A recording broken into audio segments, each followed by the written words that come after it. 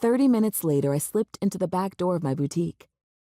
Aside from my almost 4-year-old son Theo, being inside of pretty little gowns made me the happiest. I learned how to sew from my mother. When I was in high school, she taught me how to sew my own gowns for dances and prom. I became so good at it that people started paying me to make them special one-of-a-kind pieces. The more clientele I received, the more space I needed. Wyatt didn't like people coming to our home for fittings whenever they needed them. So I purchased a building downtown and began working out of it. In the last 4 years, it had turned into more than I could have ever imagined. I thought I would lose everything after my parents died. The depression I faced caused me to not want to do anything. I spent most of my days crying and doing what I could to keep business afloat. Meanwhile, my marriage suffered. Wyatt divorced me shortly after Theo was born. He claimed that if I wasn't willing to get help, he didn't want to wait around and watch me kill myself with grief. I thought if he truly felt that way, that he wouldn't leave his son with someone he deemed unhealthy. Yet his son had probably only laid eyes on his dad a handful of times since his entrance into the world.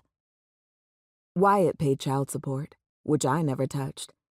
It was nestled away in an account for Theo once he was old enough to use it. Wyatt sold our house, and I was given half of the money. With it and some of the money from my parents' life insurance, I purchased me and Theo a nice house in a newly built subdivision a few minutes' drive from the water. The rest of the money would ensure that Theo and I were comfortable for the rest of my life. However, I had to do something other than sit in the house all day. Deciding to start digging myself out of depression, I enrolled Theo in daycare and began working again. Business had been steady over the last few months, and I was feeling better. I never sought help from any doctors because the grief I felt couldn't be masked with medication. The only one I felt could help me was God, and slowly but surely, He was lifting my head out of darkness. I was doing good until yesterday morning, when I heard a news clip that brought my parents' death back to the surface. Last night, I could barely sleep because I was thinking about them.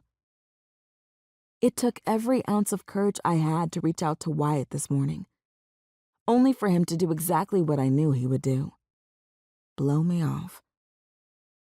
He'd grieved heavily over my parents, but unlike me, he decided to go to counseling and deal with his hurt. Now he was remarried and living his best life. Sade and I were night and day, but according to the word on the street, and the way they were whenever I saw the two together, they were deeply in love.